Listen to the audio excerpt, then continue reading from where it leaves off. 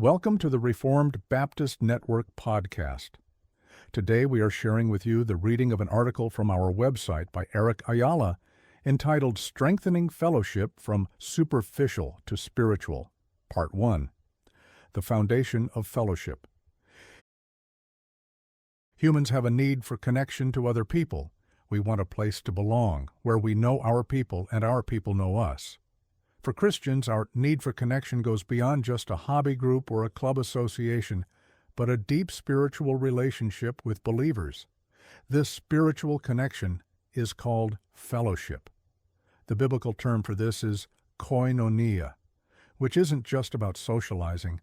It's sharing a spiritual bond and participation in the life of Christ together. There is nothing wrong with social activities, but you need something more than that. You need fellowship. Sometimes Christians may feel the need for more fellowship, but don't know how to get it. Their first impulse is to schedule more events. If we are around each other more, the thought goes, then that should lead to more fellowship. The mistake with that thinking is more doesn't mean better. Often the problem with fellowship isn't one of quantity, but of quality. Take, for instance, a standard job where you may be around coworkers for years. You may even spend more waking hours with your fellow employees than your family. How many of your coworkers, through all those hours spent with them, do you feel a deep spiritual connection with? Probably none to few, and even those few are probably from events and issues not associated with work that led to the bond.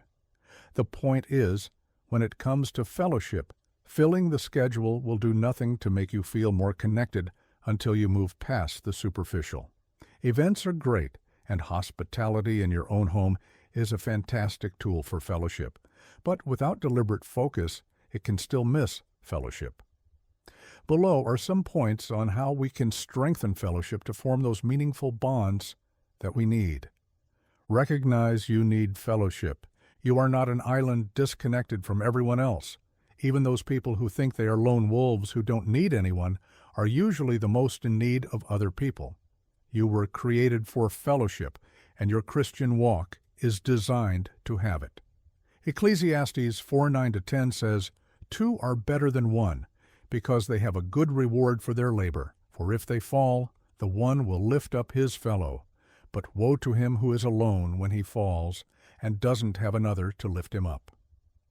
Going through this life alone is dangerous, but you can be alone in a room full of people and with a packed social schedule. You need people who can recognize when you fall and can lift you up. You can't live the Christian life on your own, and you weren't meant to. In fact, God commanded fellowship. He says in John 13:34-35, "A new commandment I give to you, that you love one another. Just as I have loved you, you also love one another. By this everyone will know that you are my disciples, if you have love for one another." Fellowship is when social interaction is empowered by love. We can't love others if we do not allow them to love us. For the Christian, fellowship is not an option. It's God's commandment, so of course you need it. Recognize the reality of already being united in fellowship. Fellowship isn't trying to fabricate a relationship out of thin air.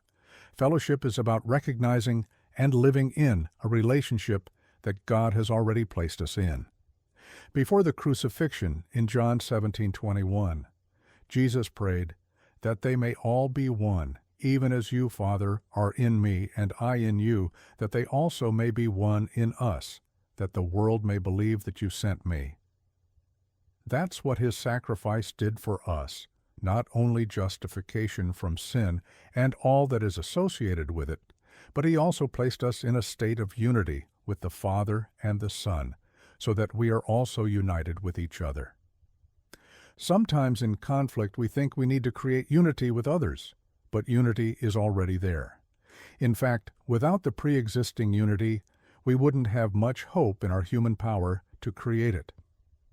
Look at what Paul says in Ephesians 4:3-4, "Being eager to keep or maintain the unity of the Spirit in the bond of peace. There is one body and one Spirit, even as you also were called in one hope of your calling."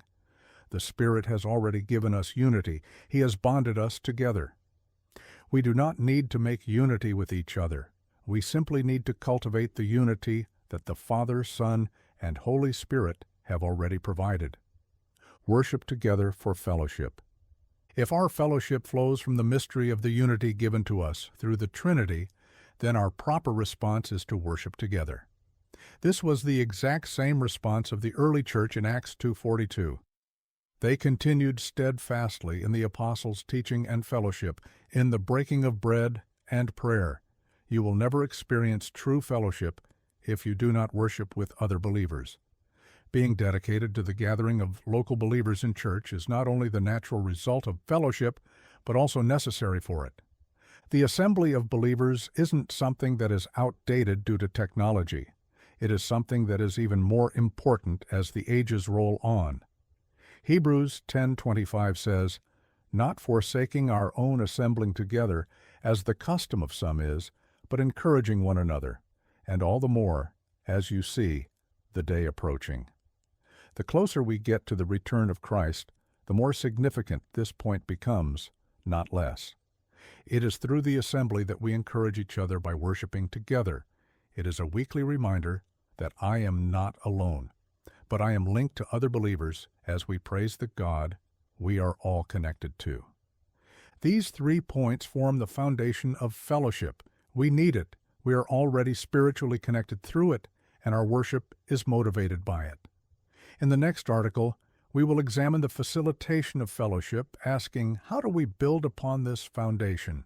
We can never leave behind the foundation, but we do need to construct onto this foundation windows and walls for fellowship to thrive. Thank you for listening to Eric Ayala's audio article, Strengthening Fellowship from Superficial to Spiritual, Part 1, The Foundation of Fellowship. This narration was read by an AI voice.